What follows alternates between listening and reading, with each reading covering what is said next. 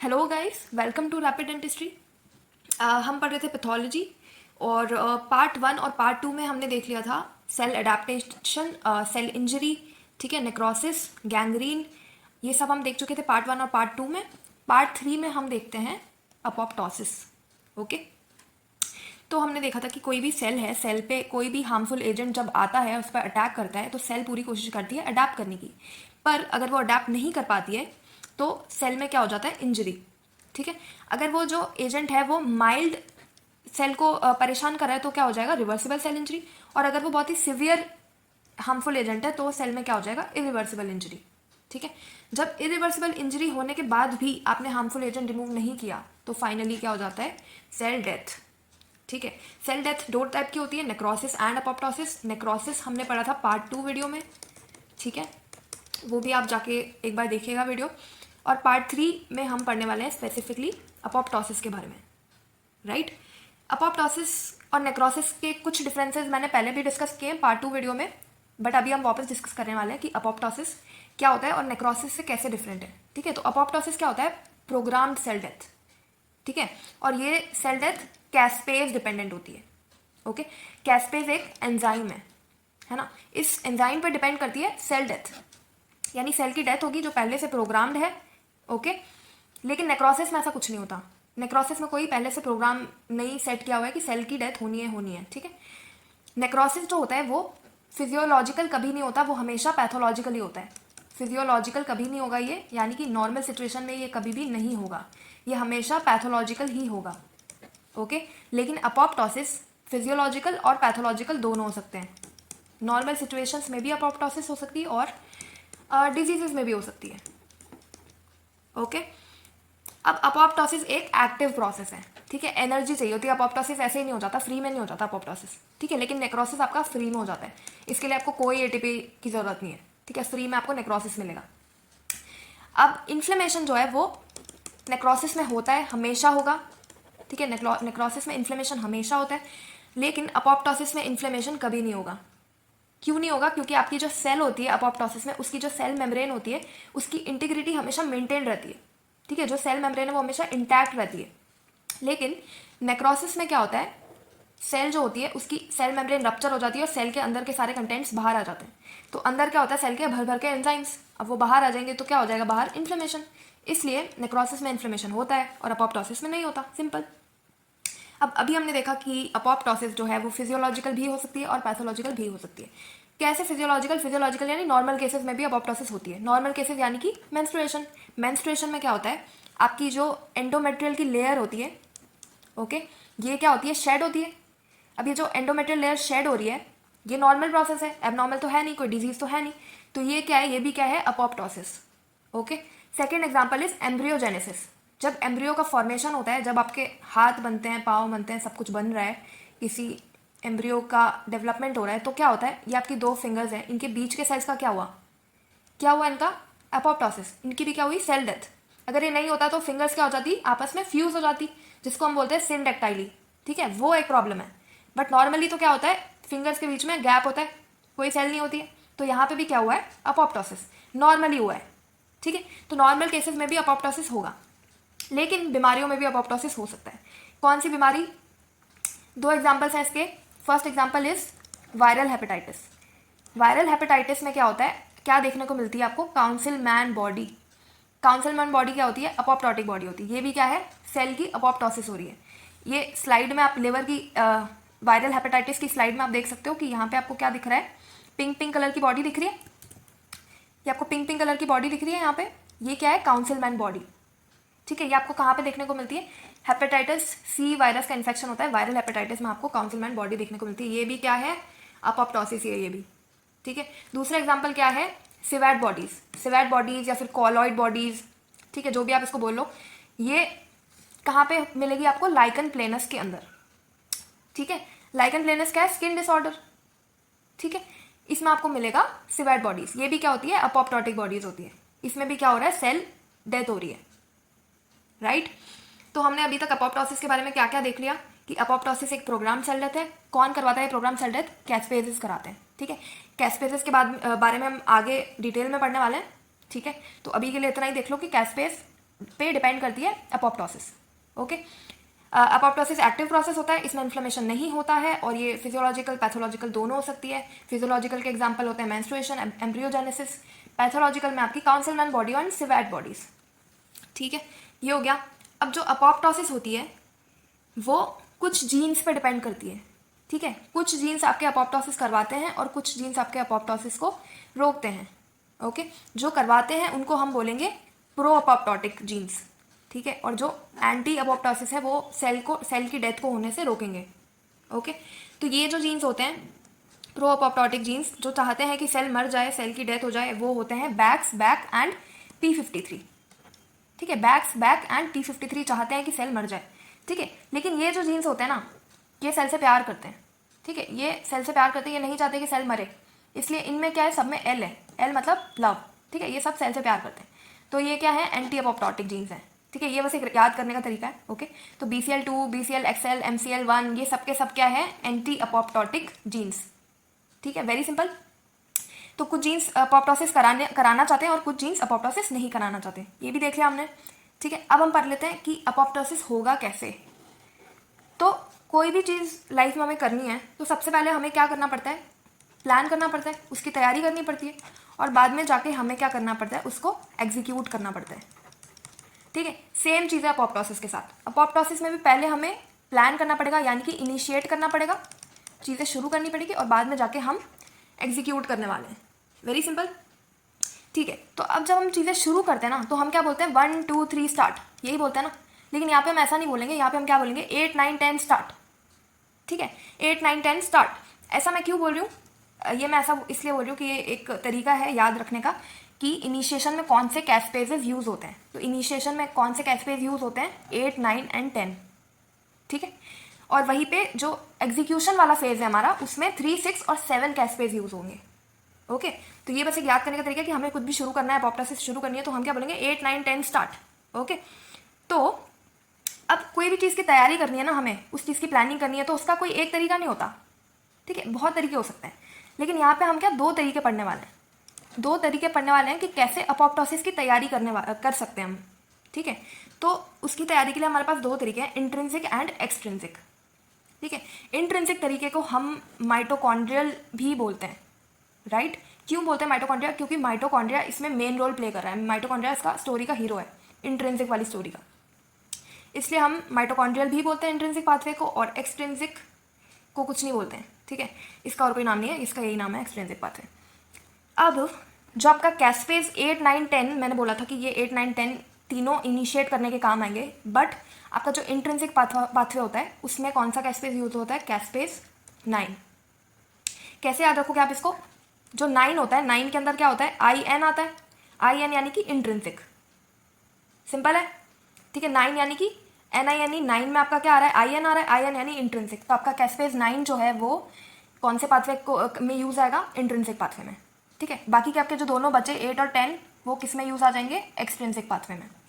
ठीक है, यहाँ तक तो बहुत ही सिंपल है, यहाँ तक तो बिल्कुल समझ में आ गया कि क्या चल रहा है। ठीक है, हमें तैयारी करनी है अपोप्टोसिस की और बाद में हम जाके एग्जीक्यूट करने वाले हैं। ठीक है, तो तैयारी के लिए हमने बोला कि दो प्रोसेस होंगे, इंट्रिंसिक एक्सट्रिंसिक, और इंट्रिंसिक में 9 यूज होगा, एक्सट्रिंसिक में 8 और 10 कैस्पेज यूज होंगे। ठीक है, अब हम देख लेते हैं कि इंट्रिंसिक में हो क्या रहा है। इंट्रिंसिक में क्या होता है, ये आपकी सेल है, सेल को कोई भी आके स्ट्रेस दे रहा है ना, अगर स्ट्रेस यानी कि कोई भी बैक्टीरिया आ गया या फिर सेल को आप ऑक्सीजन नहीं दे रहे हो, हाइपोक्सिया कर दिया, कुछ भी कोई भी चीज़ आके अगर सेल को परेशान कर रही है ना, तो सेल में क्या लगे होते हैं, सेंसर्स लगे होते हैं, जो पता लगा लेते हैं कि सेल ना स्ट्रेस में है, सेल को ना परेशान कर रहा है कोई ना कोई। ठीक है, जैसे हम भी हैं, अगर हमें अगर ठंड लगती है तो हम सेंस कर लेते हैं ना कि हमें ठंड लग रही है। सिमिलरली सेल के अंदर भी सेंसर्स लगे होते हैं। ठीक है, कौन होते हैं ये सेंसर, ये सेंसर्स होते हैं बिम, बिड, बैड, प्यूमा एंड नॉक्सा। ठीक है, ये 5 मेन टाइप के सेंसर्स लगे होते हैं सेल के अंदर। ठीक है, जैसे ही इन सेंसर्स को पता लगता है कि सेल स्ट्रेस में है, सेल को कोई परेशान कर रहा है, ये क्या करते हैं, ये कर देते हैं आपका प्रो अपोप्टोटिक फैक्टर्स को रिलीज करवा देते हैं। ठीक है, ये क्या सोचते हैं, स्ट्रेस में जीने से तो बढ़िया है हम मर जाएं। ठीक है, ये सेल को मरवाने की कोशिश करने लगते हैं। ठीक है, तो क्या होगा, आपके प्रो अपोप्टोटिक फैक्टर्स कौन से होते हैं, प्रो अपोप्टोटिक फैक्टर्स होते हैं बैक्स, बैक एंड P53। ठीक है, तो ये इनको तो बढ़ाएंगे और ये एंटी अपोप्टोटिक फैक्टर्स को कम कर देंगे। ठीक ठीक है, सिंपल ये चाहते हैं कि सेल अब अपोप्टोसिस के लिए तैयार हो सके। ठीक है, अब क्या होता है, अब हमारी स्टोरी में जो हीरो है हमारा वो आया है माइटोकॉन्ड्रिया। ठीक है, माइटोकॉन्ड्रिया को बस एक इशारे की देर थी कि कोई इसको इशारा कर दे कि अपोप्टोसिस करवाना है, ये तो रेडी बैठा है। ठीक है, तो जैसे ही आपके अपोप्टोटिक फैक्टर्स रिलीज हुए माइटोकॉन्ड्रिया काम पे लग गया। ठीक है, माइटोकॉन्ड्रिया ने क्या रिलीज कराया, साइटोक्रोम सी रिलीज कराया।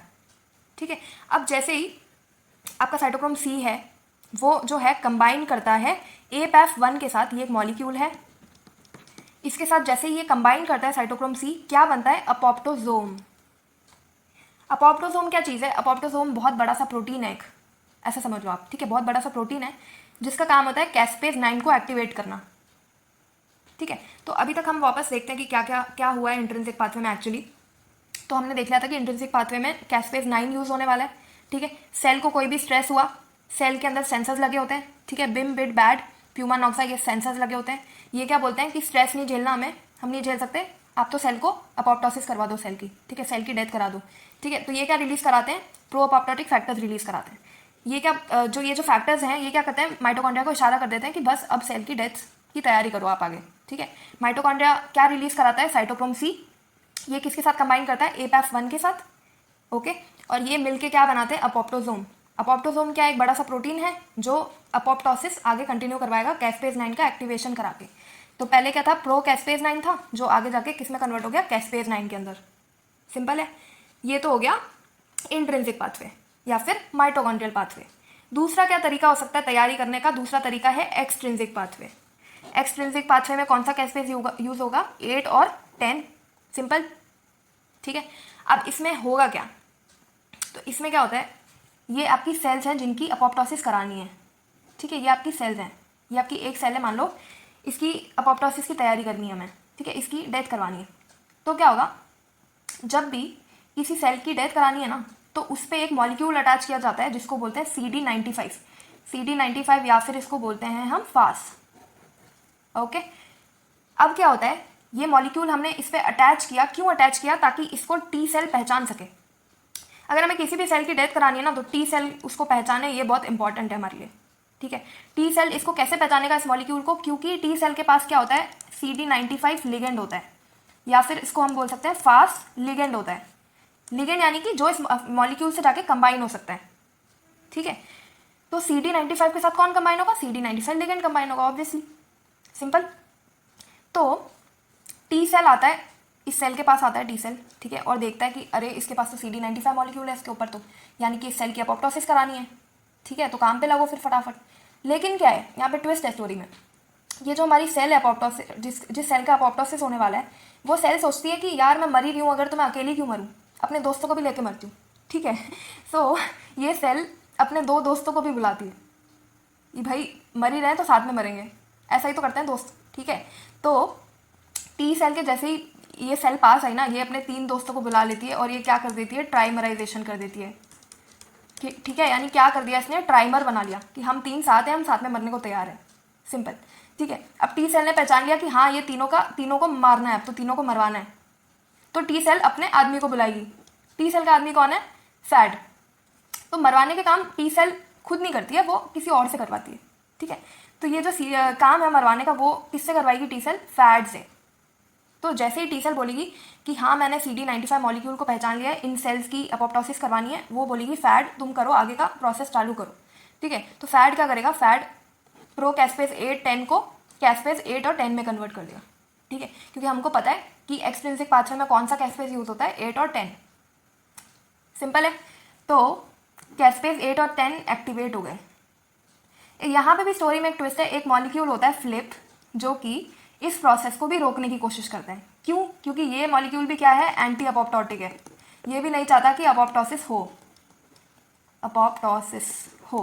ठीक है, ये चाहता है कि दोस्तों की जान बच सके, तो फ्लिप जो है वो रोकने की कोशिश कर रहा है। ओके, तो एक बार वापस देखते हैं कि क्या हो रहा है एक्सट्रिंसिक पाथवे में। हमने देखा कि ये सेल जो है इसकी अपोप्टोसिस करवानी थी, तो जब भी किसी की अपोप्टोसिस करानी होती है हम उस पर कौन सा मॉलिक्यूल लगाते हैं, CD95 या फिर फास्ट। टी सेल इसको पहचानती है, कैसे रिकॉग्नाइज करती है, CD95 लिगेंड के थ्रू। और अब ये जो सेल है ये अकेली नहीं मरना चाहती, तो ये अपने दोस्तों को भी बुलाएगी 2, और ये क्या बनाएगी, ट्राइमराइजेशन बनाएगी। अब क्या होता है, टी सेल बोलता है कि चलो आगे का प्रोसेस शुरू करने के लिए अपने आदमी को बुलाया जाए, तो वो किसको बुलाता है, फैड को। फैड क्या करता है, कैस्पेज 8 और 10 को एक्टिवेट कर देता है। ठीक है, तो यहाँ तक कहानी बिल्कुल समझ में आ रही है कि हाँ, आपका जो एपोप्टोसिस है इसकी तैयारी के लिए हमने कैस्पेज 8, 9, 10 को एक्टिवेट कर दिया। पर अब आगे क्या करना है, ठीक है, अभी तो कुछ हुआ नहीं है, अभी तो सिर्फ तैयारी हुई है। अब हमें क्या करना पड़ेगा, एग्जीक्यूशन करना पड़ेगा। नेक्स्ट स्टेप होगा एग्जीक्यूशन, क्योंकि तैयारी करने से क्या ही होता है, अगर आप उसको एग्जीक्यूट ना करो प्लान को, तो प्लान करने से कुछ फ़ायदा तो है नहीं। ठीक है, तो एग्जीक्यूशन में क्या होता है, आपका जो कैस्पेज 8, 9 और 10 था जिसको हमने एक्टिवेट कर रखा है, वो क्या करेगा, आगे जाके कैस्पेज 3, 6 और 7 को एक्टिवेट करेगा। ठीक है, ये जो कैस्पेजेस होते हैं 3, 6 और 7, ये आपके एग्जीक्यूशन फेज में यूज़ होते हैं, है ना। इंटरेस्टिंग बात, यहाँ भी कहानी ख़त्म नहीं होती है। अब ये जो आपके एक्टिवेट हो गए हैं 3, 6, 7, ये भी खुद नहीं जाके सेल की डेथ करवाएंगे। ये क्या करेंगे, ये एंजाइम्स को एक्टिवेट करेंगे कि भाई हमें अपने हाथ गंदे नहीं करने, मारने का काम तो तुम ही करो। ठीक है, तो एंजाइम्स से करवाएंगे ये कैस्पेजेस कि सेल की अब डेथ करानी है। ठीक है, सेल को मरवाना है। तो बिल्कुल सीरियल किलर जैसी बातें कर रही हूँ मैं but to make this very interesting, कि आपको अच्छे से समझ में आए। ठीक है, स्टोरी की तरह आप इसको पढ़ोगे तो ये कॉम्प्लेक्स चीज़ भी बहुत सिंपली आपको समझ में आएगी। ठीक है, तो ये एंजाइम्स कौन से होते हैं, ये आपके एंजाइम्स होते हैं phospholipase, endonuclease and protease. Basically हमें पूरे सेल के चीथरे चीथरे करने हैं, सेल को हमें डेथ करानी है सेल की। तो फॉस्फोलाइपेज आपका सेल मेम्ब्रेन को ब्रेक डाउन करेगा। ठीक है, एंडोन्यूक्लियस किसको करेगा, न्यूक्लियस को ब्रेक डाउन करेगा, न्यूक्लिक एसिड को ब्रेक डाउन करेगा, आपका डीएनए को ब्रेक डाउन करेगा। ठीक है, और प्रोटीएज ऑब्वियसली आपका प्रोटीन को ब्रेक डाउन करेगा। ठीक है, अब ये जो एंजाइम्स है ना, ये ऐसे सेल के ऐसे फ्रेगमेंट्स कर देंगे। ठीक है, लेकिन अपोप्टोसिस की ना खास बात होती है कि अपोप्टोसिस ना हर कैसे फ्रेगमेंट्स नहीं करती, ये सेल को इस तरीके से मारती है कि जो सेल के अंदर का कंटेंट है ना वो बाहर रिलीज ना हो। आपकी सेल की जो मेम्ब्रेन है ना वो ऐसी की ऐसी रहेगी इंटैक्ट। ठीक है, तो हमें बहुत तमीज़ से सेल को मारना है ताकि बाहर डिस्ट्रक्शन ना हो, क्योंकि सेल के एंजाइम्स अगर बाहर आ गए ना तो बाहर आसपास बहुत तबाही हो जाने वाली है। तो हम थोड़ा स्टाइल से मारेंगे सेल को। ठीक है, हम कैसे मारेंगे, हम उसके फ्रैगमेंट्स इस तरीके से करेंगे, छोटे छोटे फ्रैगमेंट्स कर लेंगे जिनको हम बोलते हैं अपोप्टोटिक बॉडीज़, और हर एक बॉडी के अंदर सेल मेम्ब्रेन भी होगी। ठीक है, और इस तरीके से हम ब्रेक डाउन करेंगे कि जो सेल की मेम्ब्रेन है वो इंटैक्ट रहे। सिंपल। अब हमने कैस्पेजेस की बहुत चर्चा सुनी है, कैस्पेजेस का बहुत कुछ सुना कि 8, 9, 10 यूज़ होता है, 3, 6, 7 यूज़ होता है। होता क्या है एक्चुअली कैस्पेज, ये तो मैं पता ही नहीं कि कैस्पेज होता क्या है। तो कैस्पेज मैंने आपको बोला था कि क्या होता है, एंजाइम होता है। ठीक है, किस टाइप का एंजाइम है, ये है प्रोटीएज। प्रोटीएज यानी कि प्रोटीन का ब्रेक डाउन करेगा। सिंपल। किसका बना होता है कैस्पेज, बना होता है सिस्टीन का। Cysteine obviously you know cysteine क्या होता है, अमाइनो एसिड होता है। ठीक है, इसका बना होता है ये ऑब्वियसली सी फॉर सी। ठीक है, तो कैस्पेज है तो किसका बना होगा, सिस्टीन का। ठीक है, अभी किस पे काम करता है, एक्ट करता है ये एस्पार्टिक एसिड रेसिड्यूज पे, क्योंकि ऑब्वियसली ये क्या है, प्रोटीएज है, तो ये किसको तोड़ने वाला है, प्रोटीन को। एस्पार्टिक एसिड भी क्या होता है आपका, अमाइनो एसिड। अमाइनो एसिड ही तो एक्चुअली मिलकर प्रोटीन बना रहे हैं। तो प्रोटीन को ये कहाँ से तोड़ेगा, जहाँ पे आपके एस्पार्टिक एसिड लगे हुए होंगे, रेजिड्यूज होंगे। सिंपल। ये हो गया आपका कैस्पेजेस के बारे में। और ऑब्वियसली ये तो हमने पढ़ ही लिया है कि इनिशिएशन में कौन से कैस्पेज यूज़ होते हैं, एग्जीक्यूशन में कौन से कैस्पेज यूज़ होते हैं। इंट्रिंसिक में 9 यूज़ होता है, एक्सट्रिंसिक में 8 और 10 यूज़ होता है, और 3, 6, 7 यूज़ होते हैं एग्जीक्यूशन में। ये तो हम ऑलरेडी देख चुके हैं। ठीक है, कैस्पेज हमको अच्छी तरीके से समझ में आ गया है। ओके, आपको दोनों पाथवे समझ में आ गए हैं, एक्सट्रिंसिक और इंट्रिंसिक। अपोप्टोसिस होता क्या है वो समझ में आ गया, कौन से जीन्स प्रो अपोप्टोटिक होते हैं, एंटी अपोप्टोटिक होते हैं वो समझ में आ गया। ठीक है, मतलब काफ़ी कुछ समझ में आ गया है, बस अब थोड़ा सा पार्ट और बचा है, वो भी समझ लेते हैं फटाफट। ठीक है, और क्या खास बात है अपोप्टोसिस की, अपोप्टोसिस की खास बात होती है कि उसमें होता है क्रोमैटिन कंडेंसेशन। ये क्या होता है, ये होता है हॉलमार्क ऑफ अपोप्टोसिस। हॉलमार्क मतलब ये कैरेक्टरिस्टिक फीचर है अपोप्टोसिस का, ये बिल्कुल बहुत ज़्यादा खास बात है अपोप्टोसिस के बारे में। ठीक है, तो यहाँ पे आप देखो ये जो सेल्स हैं ये अपोप्टोटिक सेल्स हैं। ठीक है, इनमें आपको क्या देखने को मिल रहा है, इनमें आपको देखने को मिल रहा है न्यूक्लियर यानी क्रोमैटिन का कंडेंसेशन। ये जो आपका डीएनए है ये आपस में बहुत ज़्यादा कंडेंस हो गया। ठीक है, ये जो कंडेंसेशन है करा कौन रहा है, क्यों हो रहा है ये कंडेंसेशन, तो हमने पढ़ा था कुछ एंजाइम्स के बारे में कि वो एंजाइम एक्टिवेट होते हैं तभी अपोप्टोसिस होता है। उनमें से एक एंजाइम कौन सा था, एंडोन्यूक्लियस, राइट। तो एंडोन्यूक्लियस जो होता है वो उसका क्या काम होता है, वो डीएनए को एक कुछ स्पेसिफिक बेस पेयर्स के बाद में वो कट करता है डीएनए को। ठीक है, कि जैसे मान लो ये कुछ बेस पेयर्स हुए, उसके बाद वापस कट करेगा, फिर वापस कुछ बेस पेयर्स हुए, फिर वापस कट करेगा। इस तरीके से वो एक जैसे फ्रैगमेंट्स कर देता है डीएनए के, एंडोन्यूक्लियस। ठीक है, अब जब बहुत सारे फ्रैगमेंट्स, बहुत सारे टुकड़े हो जाते हैं डीएनए के, तो वो आपस में क्या हो जाते हैं, कंडेंस हो जाते हैं। ठीक है, इसलिए ये जो सेल है इसमें आपको जो न्यूक्लियस है वो बहुत ज़्यादा ब्लू कलर का कंडेंस दिख रहा है। आई होप आप देख पा रहे हो कि इसका जो न्यूक्लियस है कितना ज़्यादा ब्लू है नॉर्मल सेल के कंपैरिजन में। ठीक है, और आप एक और चीज़ नोटिस करो कि ये जो अपोप्टोटिक सेल है, ये सेल का क्या हो गया, श्रिंकेज हो गया। अगर आपकी नॉर्मल सेल इस साइज़ की थी तो अपोप्टोटिक सेल श्रिंक हो जाती है, छोटी हो जाती है साइज़ में। ठीक है, वहीं पे आपकी जो नेक्रोसिस होती है ना, उसमें जो नॉर्मल सेल होती है उससे और बड़ी हो जाती है सेल। ठीक है, क्योंकि सेल की स्वेलिंग हो जाती है, हाइड्रोपिक चेंज होता है नेक्रोसिस में। नेक्रोसिस में हमने सब कुछ पढ़ा था डिटेल में ये सब। ठीक है, लेकिन अपोप्टोटिक में क्या होता है, अपोप्टोसिस में क्या होता है, सेल श्रिंकेज होता है। ये भी आपको स्लाइड में अच्छे से दिख रहा है कि सेल जो है वो काफ़ी छोटा है नॉर्मल सेल्स के कंपैरिजन में। ठीक है, तो ये तो था अपोप्टोसिस का हॉलमार्क। ओके, अब हम देख लेते हैं जेल इलेक्ट्रोफोरेसिस के बारे में। तो जेल इलेक्ट्रोफोरेसिस होता क्या है, ये एक टेक्निक होती है। इसमें क्या होता है, जो डीएनए फ्रैगमेंट्स होते हैं ना, डीएनए फ्रैगमेंट्स, उनको हम सेपरेट कर सकते हैं based on their molecular weight. ठीक है, जैसे मान लो ये आपका डीएनए फ्रैगमेंट कम वेट का है, ये आपका डीएनए फ्रैगमेंट ज़्यादा वेट का है। ठीक है, तो इनको आप ना सेपरेट कर सकते हो इस टेक्निक के थ्रू। ये एक लैब टेक्निक है, सिंपल। ठीक है, इस टेक्निक के बेसिस पे भी ना आप कह सकते हो कि यार ये नेक्रोसिस है, ये अपोप्टोसिस है, या फिर ये नॉर्मल डीएनए है। कैसे पता चलेगा आपको, ये आपका ए है और ये आपका बी है और ये आपका सी है। ठीक है, ए टाइप में आप देखो, आपको क्या दिख रहा है, एक सिंगल बैंड दिख रहा है डीएनए का। ठीक है, जब ऐसा आपको दिखे ना तो ये होता है नॉर्मल डीएनए। ठीक है, लेकिन अपोप्टोसिस में आपको क्या दिखता है, ऐसे सीढ़ियों की तरह, सीढ़ियों के जो स्टेप्स होते हैं ना, उस तरीके से आपको स्टेप्स दिखते हैं। जब आपको ऐसा दिखे ना तो समझ जाइए कि ये क्या है, अपोप्टोसिस है। ओके, और जो नेक्रोसिस होती है उसमें आपको सीधा का सीधा स्मीयर जैसा दिखेगा। जैसे आप स्लाइड पे स्मीयर बनाते हो ना, स्मीयर पैटर्न, वैसा का वैसा दिखता है आपको नेक्रोसिस के अंदर। तो जेल इलेक्ट्रोफोरेसिस जब आप करोगे, ये बहुत इंपॉर्टेंट है, इस पर क्वेश्चन आते हैं काफ़ी सारे। तो जब आप ये टेक्निक करोगे तो नॉर्मल डीएनए नेक्रोसिस हो रही है कि नहीं, अपोप्टोसिस हो रही है, ये आप कैसे डिफरेंशिएट करोगे। अपोप्टोसिस में क्या बनता है, स्टेप लैडर पैटर्न बनता है, और नेक्रोसिस में क्या बनता है, स्मीयर पैटर्न बनता है। ठीक है, तो ये तो बहुत ही सिंपल था, मतलब कुछ भी नहीं था अपोप्टोसिस तो, है ना। और हमने क्या क्या पढ़ लिया, हमने जेल इलेक्ट्रोफोरेसिस पढ़ लिया, हमने पाथवेज पढ़ लिए, हमने बहुत कुछ पढ़ लिया है अपोप्टोसिस के बारे में। तो अगर आपको वीडियो अच्छी लगी है तो लाइक तो करो। ओके, एंड इसके पार्ट 1 और पार्ट 2 भी देखो, ताकि आपको और अच्छे से समझ में आएगा कि नेक्रोसिस क्या थी, सेल इंजरी क्या थी। ठीक है, रिवर्सिबल इरिवर्सिबल एडेप्टेशन सब कुछ मिलेगा आपको पार्ट 1 में, पार्ट 2 में। ठीक है, ये जो पार्ट 3 था ये एक्सक्लूसिवली अपोप्टोसिस के लिए था। और इससे रिलेटेड आपको कोई भी डाउट, कोई भी क्वेश्चन, कुछ भी हो तो कमेंट सेक्शन में डालिए आप। ठीक है, क्वेश्चन पूछिए। एंड ठीक है, इसकी नोट्स भी मैं आपको डाल दूंगी, डिस्क्रिप्शन में लिंक डाल दूंगी। ठीक है, वहाँ से आप डाउनलोड कर लो इसकी पीडीएफ, सिंपल। एंड चैनल को सब्सक्राइब कर लो यार। ठीक है, रैपिड डेंटिस्ट्री, ऐसी बहुत सारी और वीडियोस मैं डालने वाली हूँ अब, पैथ की और दूसरे सब्जेक्ट्स की भी। So thank you so much, and video को लाइक करना मत भूलना। ठीक है, बहुत मेहनत लगती है वीडियो बनाने में, so like and subscribe. Okay, bye.